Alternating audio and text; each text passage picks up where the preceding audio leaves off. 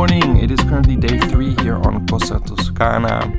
I'm kicking it straight off because I woke up and I walked towards the breakfast restaurant, and I already noticed that housekeeping, they were cleaning all the rooms, and I already thought to myself, it's kind of early, but that's okay.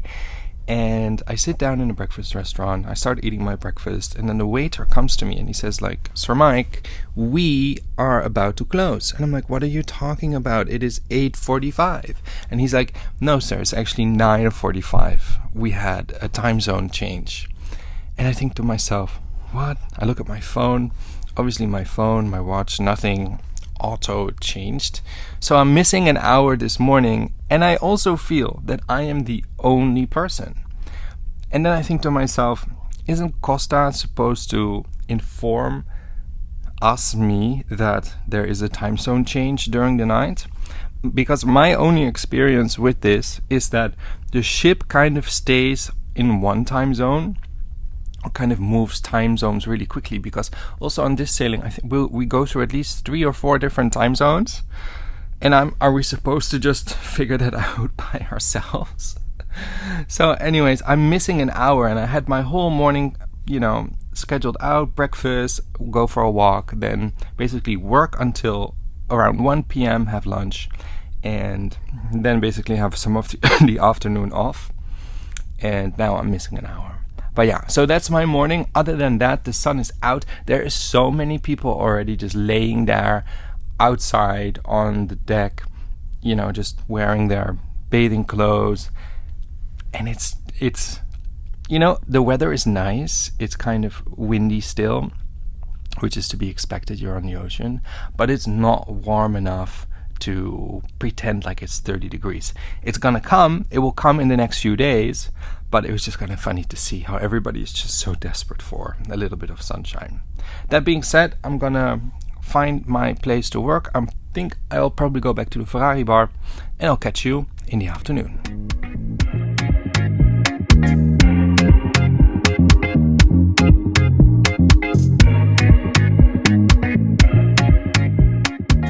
I have to apologize for my statement before, with all the people being outside pretending that it's super warm.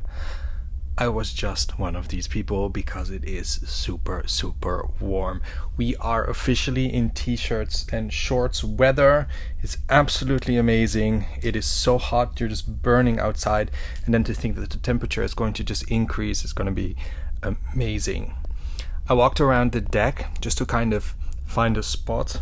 I think for a cruise like this, you want to kind of find a spot where, it's just gonna kind of be your spot in that sense. So I walked around the top deck, which is very, very busy, because I think most people want to be there.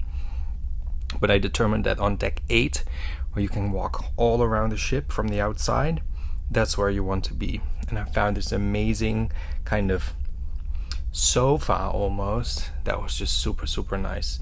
So I spent a little bit of time there. I started reading my book and just kind of have some downtime, because of course every day I want to make sure I relax and I enjoy as well. I also had lunch. I went down to deck 6 to La Marmera restaurant. I've never been there for lunch, and it was the buffet. And what I found quite interesting is that all the items... No, actually, let me rephrase that. When you go to the buffet restaurant on deck 8, you're not allowed to self-serve, right? There's always somebody there that will put it on your plate. But then on deck 6, it's, of course, a little bit smaller version, but mainly the same buffet. And it's all self-serve. So I thought that was kind of a funny difference. And I had a nice little lunch there. And of course, earlier I spent around maybe 2-3 hours working again from the Ferrari Bar, which will be my office for the rest of this trip. The Starlink Wi-Fi was amazing because we're out on the Mediterranean.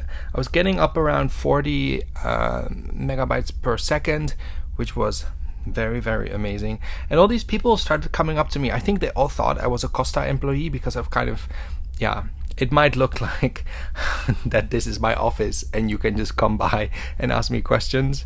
But of course, I am not a Costa employee. I'm now back in my cabin. I'm going to relax for a little bit and then slowly prepare for dinner and whatever comes in the evening. Around the ship, there's many things going on.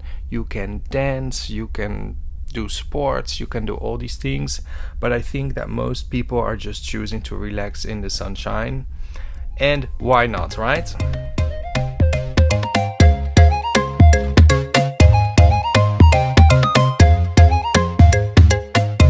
As this is one of many sea days, actually the first sea day, I thought I would talk you through real quick on a high level what Costa is doing on a day like this to keep everybody entertained. And basically you can get entertained or be entertained from 8 a.m. all the way to like 2 a.m. the next morning. In the morning time, it starts with a lot of sports. So whether it's yoga, cycling, walking, all these things. And then late morning, it starts, the games are added. Like today at 10:30, there is Pictionary, another game called Cornhole. There are workshops also being held, although I have to be honest and say that most workshops to me are just sales pitches. They aren't actually workshops. There is dancing if you like that, and then at 11:30 in the morning there are team games and more quizzes. There's a volleyball tournament, more dancing, and more sports, if you will. And then in the late afternoon, it is all about just relaxing, hanging out. There's DJ sets, there's another basketball tournament, a dart tournament. You can get a tour of the spa, you can do a creative workshop, there is more quiz time, and then also there will be more dancing, but more like the fun kind of group dancing, more fitness. And then in the late afternoon, early evening, there's also tours throughout the restaurants. And again, I think that's probably more of a sales pitch. And then in the evening time, of course, we will move into the more traditional evening entertainment. And tonight we have guests on board from Spain who are all about flamenco dancing. There is a beatboxing live show. What else is there? Peppa Pig is going to be there for all the kids. That's going to be amazing. And yeah, so there is something going on at every point of every day, and especially on a day like this at sea days, you can get entered or be entertained all day long if you want. But I think most people just prefer to hang out and do very little, but at least it gives you an idea of what's out there. You will never be bored in that sense.